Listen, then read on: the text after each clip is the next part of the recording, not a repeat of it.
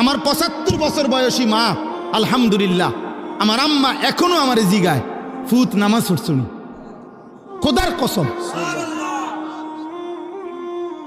আমার ৭৫ বছর বয়সী মা আমার এখনো জিগায়।